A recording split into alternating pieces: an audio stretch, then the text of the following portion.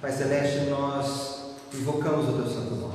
Nós rendemos a Ti o nosso coração, nós rendemos a Ti a nossa adoração, Senhor. Nós exaltamos o Teu santo nome, reconhecendo que o Senhor é Deus soberano, que reina absoluto acima de todas as coisas, Pai.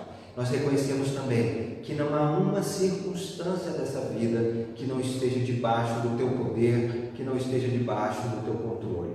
E assim, Pai, humildes, reconhecendo que o Senhor está acima de tudo, nós invocamos o Teu nome para rogar a Tua graça e a Tua misericórdia sobre as nossas vidas, Pai. Nós pedimos que o Senhor nos abençoe, que o Senhor nos livre do mal. Rogamos, Pai, por cada, não só pelas nossas vidas, mas por cada família da Tua igreja, Senhor. Que o Senhor esteja visitando os lares, ajudando, Senhor, a passarmos por esse período de confinamento, Senhor, por esse período de isolamento social, inclusive. Que o Senhor esteja, Pai, renovando a fé, que o Senhor esteja renovando a esperança de cada um dos Teus filhos, Senhor. Renovando também o amor pelo Senhor, o amor pela Tua igreja, o amor pela Tua obra, pelo Teu Evangelho, pela missão que o Senhor confiou à Tua igreja de pregarmos o Evangelho, de fazermos discípulos, Pai, de todas as nações. Nós pedimos pelo nosso país, rogamos também, Senhor, pelas nossas autoridades, em todos os poderes, em todos os níveis de governos, Pai, que o Senhor esteja, Senhor, abençoando, que o Senhor esteja dando sabedoria, que o Senhor esteja dando direção nas decisões que são tomadas. Nós temos, Senhor, testemunhado disputas políticas, disputas, Senhor, de personalidades, no meio daqueles, Senhor, que deveriam manter o equilíbrio, que deveriam, Senhor, buscar decisões sábias em prol do bem comum, Senhor. Nós pedimos que o Senhor dê temor do Senhor nesses homens e mulheres que estão à frente do nosso país, Pai, para que tudo que eles façam sabendo que prestarão contas um dia ao Senhor, e que eles possam fazer tudo, Senhor, para o bem do povo, Senhor, para minimizar este mal pelo qual nós estamos passando. Pai, nós pedimos perdão por nós pedimos perdão pela Tua igreja, nós pedimos perdão pelo nosso povo, Senhor, porque temos feito aquilo que é mal aos Teus olhos, Pai. Temos deixado de Te amar acima de todas as coisas, Pai. Nós, como povo, temos buscado outros deuses, temos adorado aquilo que não é Deus, e nós nos arrependemos e nos humilhamos diante do Senhor, Pai, pedindo que o Senhor tenha misericórdia de nós, que o Senhor perdoe os nossos pecados, que o Senhor tenha misericórdia desse povo, e que o Teu Espírito Santo, Pai, possa trabalhar no nosso meio, trazendo o Teu Evangelho, trazendo, Senhor, a Tua salvação para aqueles que ainda não Te conhecem. Fala ainda conosco nessa manhã, Senhor, por meio do Teu Espírito Santo, que o Senhor venha, Senhor, falar conosco, ministrar por meio da meditação da Tua palavra, para que nós saiamos daqui desta manhã, Senhor, edificados pelo Senhor, em nome de Jesus. Amém.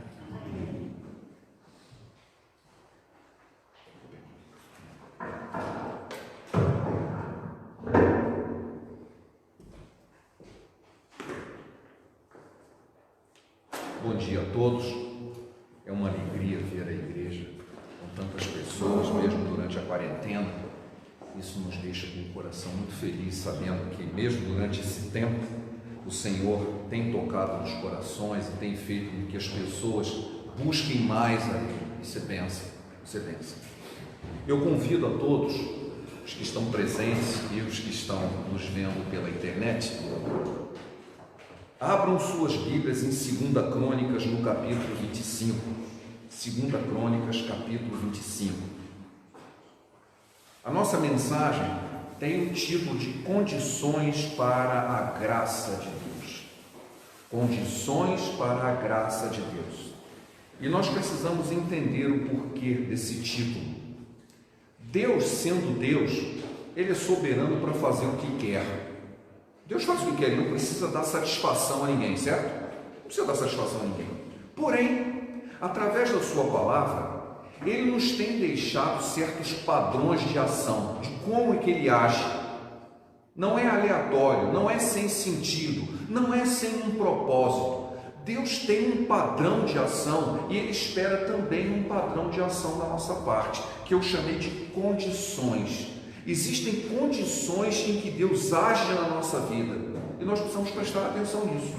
O texto que nós vamos ler, ele descreve um episódio bíblico muito importante, pelo menos para mim. Eu gosto muito desse texto, já preguei sobre ele em outras ocasiões, em que ele descreve as atitudes de um determinado rei que estava atravessando um problema e Deus vai agir sobre esse problema. Então nós vamos entender todo esse processo, essa dinâmica de Deus agir, para entendermos as condições de Deus agir com sua graça. A primeira coisa, antes de lermos o texto, é que nós precisamos discernir um pouco a diferença entre justiça, graça e misericórdia. O que é justiça? Justiça é quando nós recebemos o que os nossos atos merecem, tanto para o bem quanto para o mal. Se a gente recebe uma coisa boa por ter feito algo bom, é justiça. Se fizermos alguma coisa ruim e recebemos as consequências daquela coisa ruim, isso é justiça. Então a justiça vale tanto para o bem quanto para o mal. Ela se refere a gente receber aquilo que os nossos atos merecem. A misericórdia é o contrário. É você não receber a ação ruim que os nossos atos merecem. Eu fiz algo errado e deveria ser castigado, mas eu não sou. Isso é uma atitude de misericórdia. Eu não recebi algo que eu merecia, de ruim, como consequência das ações erradas que eu faço ou fiz. Graça é o outro lado. É você receber alguma coisa muito boa, para a qual você não fez nada para merecer. Então eu não fiz por onde merecer uma bênção, mas eu recebi a bênção. Isso é uma ação de graça. Graça de Deus. Tendo isso em mente, vamos ler o texto que está em 2 Crônicas, no capítulo 25, começando no versículo 5 até o 9. A história é maior, ela vai até o versículo 20 e poucos, mas a gente vai ler só esses 4 versículos aqui. Amazias congregou a Judá e o pôs segundo suas famílias, sobre chefes de 1000, sobre chefes de 100, por todo Judá e Benjamim. Contou-os de 20 anos para cima e achou 300.000 escolhidos, capazes de sair à guerra e manejar lança e escudo. Tomou também de Israel a soldo 100.000 homens valentes por 100 talentos de prata. Porém, certo homem de Deus veio a ele dizendo: ó rei, não deixes ir contigo o exército de Israel, porque o Senhor não é com Israel, isso é, com os filhos de Efraim. Porém, vai só, age e sê forte. Do contrário, Deus te faria cair diante do inimigo, porque Deus tem força para ajudar e para fazer cair. Disse Amazias ao homem de Deus: que se fará, pois, dos 100 talentos de prata que dei às tropas de Israel? Respondeu-lhe o homem de Deus: muito mais do que isso pode dar-te o Senhor. Que o Senhor abençoe essa palavra no nosso coração, amém? É um texto maravilhoso. O texto continua descrevendo o resto da história, mas para o nosso propósito de hoje não é necessário. Que condições a gente vê aqui para que Deus agisse? Deus vai agir. Esse texto ainda não mostra Deus agindo. É uma preparação da ação que vai acontecer em seguida. O rei vence a batalha. Ele atende ao homem de Deus e ele vence a batalha. Deus agiu. Deus o abençoou. Mas há uma série de condições aqui que a gente precisa entender. Porque essa é uma condição. Graça não é de graça. Isso é um erro muito grande. Graça tem preço. E eu imaginei uma ilustração muito simples de entender, que os irmãos podem tomar para si também, repassar para outros. Imagine o seguinte: você tem um vazamento de água na sua casa, tem um cano estourado lá, uma pia vazando, alguma coisa assim, e você sabe que no bairro da sua volta tem um bombeiro hidráulico aposentado que ele faz todo o serviço de graça. Maravilha. Ele vai fazer isso para você? Sim ou não? Depende, tem uma condição. Qual é a condição? Você tem que chamá-lo. Ele não vai abrir a sua porta à força, arrombar a sua casa e dizer assim: eu fiquei sabendo que tem um vazamento aí, eu quero consertar. Ele não vai fazer isso. Ele só vai na sua casa fazer de graça se você o chamar. Então tem uma condição, não tem? É de graça? É. Ele vai cobrar uma coisa? Não. Ele vai fazer de graça algo que você não fez por onde merecer, o conserto do seu vazamento, mas ele não vai lá se você não o chamá-lo. Então tem uma condição. É de graça, mas tem condição. A salvação em Cristo também é assim. Ele pagou os nossos pecados na cruz. Está pago. Você está perdoado? Não. Você tem que aceitá-lo. Você tem uma condição, você tem que chamá-lo como Senhor da sua vida. Ele não vai invadir a sua vida assim: eu vim aqui reinar na sua vida e perdoar todos os seus pecados. Não vai acontecer assim. Você tem que chamá-lo. Por isso aqui em Apocalipse, lá no 3:20, diz: eis que estou à porta e bato. Se alguém abrir a porta, ouvir a minha voz e abrir a porta, eu vou entrar na sua casa. Não vou arrombar a porta. Não vou fazer à força. Eu preciso ser convidado. Então sempre existe uma condição para a ação da graça de Deus. Nesse texto aqui, a gente vai cavar um pouco mais fundo e ver algumas condições que a gente nem sempre percebe. A primeira delas é que existia uma necessidade real. Uma necessidade real. O rei Amazias estava diante de uma guerra. Tinham exércitos que vinham contra ele e ele precisava ir à guerra e se defender. E agora? Era uma necessidade real. Por que eu estou dizendo isso? Porque nem sempre nós estamos diante de uma necessidade real. Muitas vezes é meio fictício, imaginário, ou mesmo, nem eu mesmo sei o que definir o que eu quero de Deus. Nós oramos e a gente nem sabe o que está pedindo, né? Eu me lembro que eu já fui a um culto em que o dirigente assim: você que veio aqui pedir o seu milagre, ou veio receber o seu... Nossa, veio receber um milagre? Será que existe uma necessidade real tão grande que é um milagre? Não, a pessoa está lá: eu vim aqui porque eu vou receber. Eu não sei, eu quero receber um milagre. Eu nem sei bem o que eu quero, mas eu quero. A necessidade não é real. Ele nem sabe explicar qual é a necessidade. Como que eu posso receber algo de Deus? Eu nem sei o que se trata. Então fica algo impalpável, impalpável. Mas nós temos a ação de Deus clara aqui. Havia uma necessidade real. A salvação, muitas vezes, a pessoa não aceita. Eu não preciso ser salvo. Então a necessidade existe, mas você não aceita. Isso é um outro aspecto. É que o estado que a gente diz psicológico: eu estou em negação. Eu estou negando uma realidade. Ah, olha, você está doente, você precisa tomar um remédio. Estou não, eu estou ótimo. Mas, cara, está todo mundo vendo, olha a sua cara. Você está doente, você precisa tomar um remédio. Não estou ótimo. Isso é negação. A necessidade existe, mas você não a reconhece. Então eu estou falando, existe uma necessidade real, você reconheça ou não. Ela existe, ela não é fictícia, ela não é imaginária, ela não é indefinida, mas ela existe, é uma necessidade real. Essa é a primeira condição. E Deus vai agir. A segunda etapa desse processo é que sempre aparece uma solução humana contra uma solução divina. O rei juntou um exército, 300 mil homens. Puxa, gente pra caramba, hein? Não, mas pode não ser suficiente, vou contratar mais 100 mil. Isso é a solução humana. Eu tenho um exército, mas por via das dúvidas eu vou contratar mais gente. E ele chamou gente de fora, gente que não estava diante da vontade de Deus. Ele contratou uma solução humana. A solução divina é: se você não precisa dessa gente aí não, Deus não abençoa isso aí não. Então sempre aparece assim: eu tenho uma solução humana, mas a solução divina não é a mesma. A solução divina não é a mesma da solução humana, e isso gera um choque. Vou continuar buscando a solução humana ou vou aguardar a solução divina? Elas nunca são as mesmas. Então existe esse novo procedimento, novo passo. O primeiro: eu tenho uma necessidade real. Aí eu penso: olha, tem uma solução. A solução humana é essa, mas a solução divina você devia esperar pela solução de Deus. E não, a solução de Deus eu não quero não.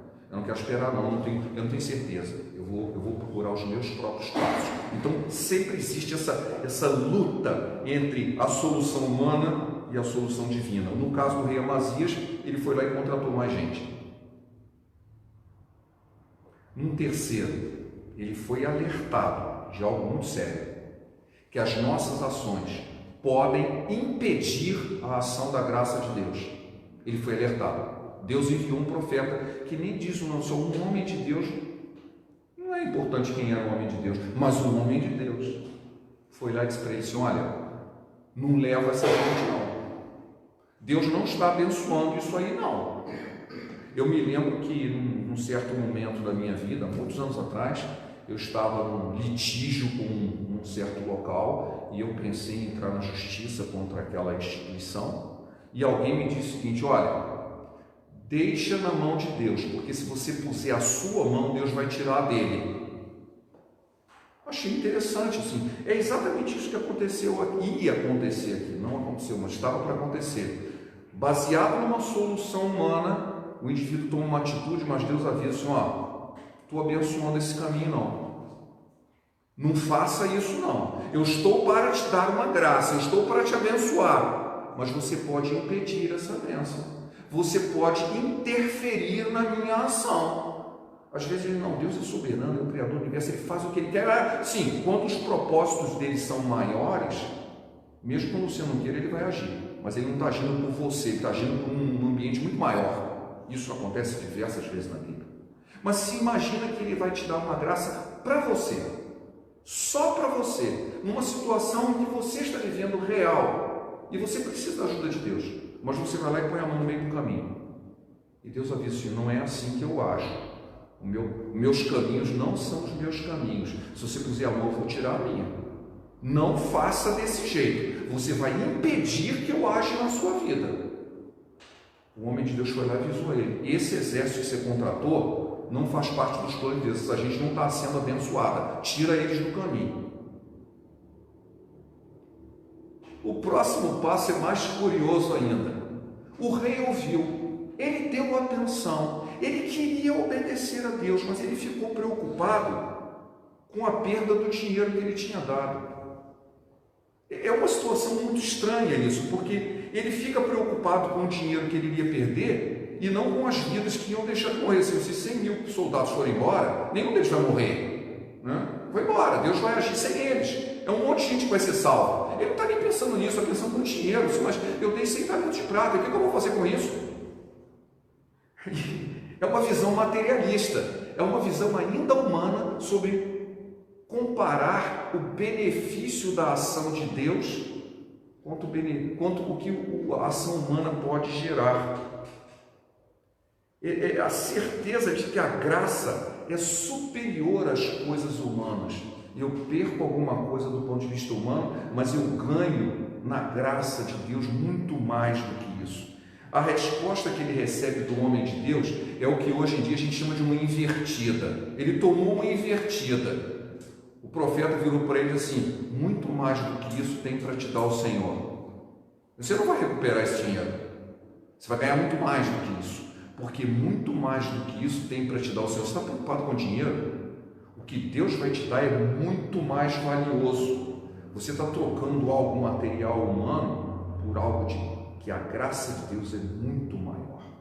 Essa é invertida, assim, como assim? Você está preocupado com isso? A graça de Deus vale muito mais. Então, esse tipo de situação também é um processo que nós precisamos resolver no nosso coração. Muito mais do que isso, tem o Senhor para nos dar. Deus vai nos abençoar. Ah, mas eu vou perder isso, eu vou perder aquilo, eu vou sair nesse prejuízo assim, assado. Mas a graça de Deus é maior. Mas a graça de Deus é maior. Numa outra etapa, quando a gente atende à voz de Deus, e ele atendeu, o rei atendeu. Eu não li o texto todo, porque não é parte do objetivo da mensagem, mas ele atende e realmente manda embora. Acontece uma série de outras coisas depois disso, mas o agir segundo as promessas de Deus não é segundo o que nós vemos. Você já imaginou? Você tem um exército inteirinho, ele manda 1/4, 25% do exército embora. O que os outros iam pensar disso? Não, mas ele está agindo pela fé. Deus disse, eu vou agir, eu não preciso que você faça isso, não ponha a sua mão, eu vou agir. Isso é uma atitude de fé. Em Hebreus, no capítulo 4, versículo 16, nos diz o seguinte, a palavra: cheguemos, pois, com confiança ao trono da graça, para que possamos alcançar misericórdia e achar graça, a fim de sermos ajudados em tempo oportuno. Em tempo oportuno, quando o problema for real, quando chegar o tempo de Deus, você vai achar graça e vai ser ajudado. Nós precisamos nos achegar com confiança ao trono da graça e saber que Deus vai derramar a sua graça, vai derramar a sua bênção, mesmo que agora eu não esteja vendo. Então esse processo de espera, assim, e agora? Eu estou fazendo o que Deus mandou, e aí fica, e agora? Ele vai agir, não vai? Quando vai acontecer? Fica sempre aquela insegurança, aquela incerteza. Então a palavra nos exorta, tenha confiança, Deus vai te abençoar. Sem fé é impossível agradar a Deus, porque é necessário que aquele que se aproxima de Deus creia que Ele existe e que é galardoador dos que o buscam. Versículo 11:6 de Hebreus, é um versículo bastante conhecido. Nós, pela fé, temos que aguardar com paciência a ação de Deus e não colocarmos a ação humana no caminho. Há um outro passo também, uma outra condição. Nós temos que ter humildade para aceitar isso. A arrogância, muitas vezes, é um impedimento da ação de Deus sobre a nossa vida. O rei era o rei, ele podia dizer, sou o rei. Pega mal se eu atender. Como assim? Eu sou o rei, eu faço o que eu quero. Porque o rei, muitas vezes, no passado havia assim, não sei se hoje talvez algumas pessoas se sintam assim, quando alcançam alta proeminência de poder, acham que são próximos de algum tipo de divindade. Não somos. O rei podia dizer, eu sou quase que semideus, eu não preciso atender a nada, eu vou fazer o que eu quero. Eu vou ganhar pela minha própria força. Não, ele teve que ser humilde e aceitar uma bênção de Deus, porque a bênção de Deus teria que ser clara assim, sou eu que estou ganhando, não é você, não é a sua força, é a minha, não é a sua esperteza, é a minha, não é a sua qualidade, sou eu que estou te abençoando. Aceitar isso é uma atitude de humildade. Eu já tenho visto, infelizmente, pessoas quando se dizem, nossa, você recebeu uma grande bênção. Não, mas eu fiz por onde? Imediatamente a pessoa responde assim, eu fiz por onde? Deus me abençoou, mas eu fiz por onde? Isso não é uma atitude de humildade, é de soberba. Eu estou dividindo o mérito com Deus. Deus fez ele fez só 101% e eu fiz menos 1, aí deu 100, né? E acha que tem participação, né? Para quem entende matemática, entendeu o que eu falei, né? Que só tem 100%, como é que pode ser uma coisa dessa, né? Eu, na verdade, estou atrapalhando a ação de Deus e ainda digo que fui eu que construí alguma coisa. Isso é soberba. Nós temos que ter humildade, dizer assim, Deus está me abençoando e a bênção é dele, porque a glória é dele. Então eu estou recebendo a graça e sendo humilde. A gente vai ver no próximo tópico de que isso pode ser um laço muito grande na nossa vida. Eu me preocupo quando eu escuto conselhos que dizem que a gente deve exigir de Deus o cumprimento de suas promessas. Eu deve ter feito isso aí. Você tem que exigir de Deus que Ele cumpra a sua promessa. Além de soberba, isso pressupõe que graça não é mais graça, é obrigação. Se graça é algo que eu recebo sem merecer, e eu estou exigindo o cumprimento dela, deixou de ser graça, virou obrigação. E isso não está na Bíblia, não está na palavra. Nós precisamos esperar pela graça, que é um ato soberano de Deus, e que humildemente eu recebo, reconhecendo que não é por meu mérito. Esse é o fato. Amazias atendeu ao homem de Deus, mandou aqueles homens ir embora, mandou os homens ir embora, venceu a batalha, Deus o abençoou, mas ele não passou pelo último passo, que é o que eu vou mencionar agora, e isso foi um grande laço na vida dele, que é a gratidão. Você está grato porque Deus o abençoou, porque Deus lhe deu a sua graça. No Novo Testamento, nos milagres de Jesus, aparece muitas vezes esse episódio. Os 10 leprosos, 10 foram curados, um voltou para agradecer. Jesus, cadê os outros 9? Um voltou dando glória a Deus, agradecendo que tinha sido curado. Gratidão. Os outros também receberam a mesma graça e foram embora. Pegaram a sua bênção, como costuma se dizer, e foram embora. Eles não deram glória a Deus por isso. Um deles voltou. Jesus disse, isso aí foi justificado. Ele não foi só abençoado, ele foi justificado, o que é bem mais do que abençoado. ele foi justificado. Por quê? Porque ele foi até o último passo assim: muito obrigado, Senhor, eu reconheço a tua graça, foi o Senhor que agiu, glória a Deus, louvado seja o teu nome, gratidão. O endemoniado gadareno era um homem terrível, as pessoas morriam de medo dele, ele vivia sozinho e ninguém podia se aproximar dele. Depois ele foi liberto e Jesus se volta para os seus, conta o que Deus fez, e ele saiu proclamando, e a palavra diz Decápolis. Decápolis não é o nome de uma cidade, significa 10 cidades. Deca, polis. Polis é cidade. Decápolis é uma região com 10 cidades. Ele saiu como um missionário anunciando tudo que Deus tinha feito por ele. Ele ficou com Jesus só algumas horas só, mas ele sabia da necessidade dele, ele reconhecia o quanto Deus o abençoou, como ele era grato a Deus pela sua graça. Então ele foi e anunciou a palavra de Deus, a bênção que Deus havia dado para ele. O nome de Deus foi engrandecido através da sua vida. Gratidão, nós não podemos esquecer isso. Sabe por quê? Amazias não foi grato, ele foi obediente, sim, ele tinha uma necessidade real, ele recebeu a palavra de Deus, ele foi obediente, ele recebeu a bênção, mas não foi grato. No instante seguinte, ele achou que era poderoso demais, começou a adorar falsos deuses, resolveu fazer uma guerra aqui. Antes a guerra veio contra ele, agora ele provocou uma guerra. O mesmo homem de Deus falou assim: olha, Deus já decidiu te destruir porque você fez isso, não vá nessa guerra porque você vai morrer. E ele foi e morreu, porque Deus o destruiu, porque ele fez tudo ao contrário, ele não foi grato e pegou aquela bênção e transformou em maldição. Gente, como que pode um negócio desse? Pode. O indivíduo não foi grato, trouxe para si a bênção e achou que ele era o dono da bênção, e a bênção virou maldição, porque ele não foi grato. Então, quando nós vemos assim, gente, quanta coisa que a gente pode aprender da palavra de Deus, da ação de Deus. Deus quer nos abençoar, e a gente às vezes atrapalha a ação de Deus, e interfere com a ação de Deus, e ele insiste, ele nos avisa, assim, finalmente realmente, vamos ceder, aí recebe, mas não é humilde para entender que Deus está trabalhando na sua vida, para aceitar que Deus é soberano na sua vida, para ser grato a Deus, e aquela bênção acaba virando uma armadilha. Que triste isso. Sobre esse aspecto, é um texto que termina mal, começa bem e termina mal, mas fica ainda a palavra do profeta: muito mais do que isso tem para te dar o Senhor. Seja humilde, dê graças a Deus por aquilo que Deus está fazendo na sua vida. Eu quero terminar com Efésios 3, versículos 20 e 21, porque ele fala de uma expectativa, o que Deus pode fazer na sua vida.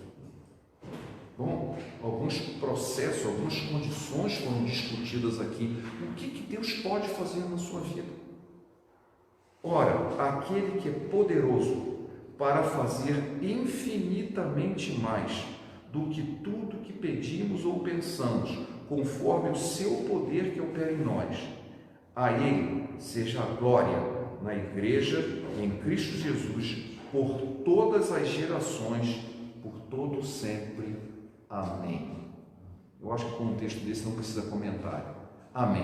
Que o Senhor abençoe o nosso coração, que nós possamos entender o que a palavra de Deus está nos dizendo e que o Senhor, através do seu Espírito, possa falar ao nosso coração. Vamos orar?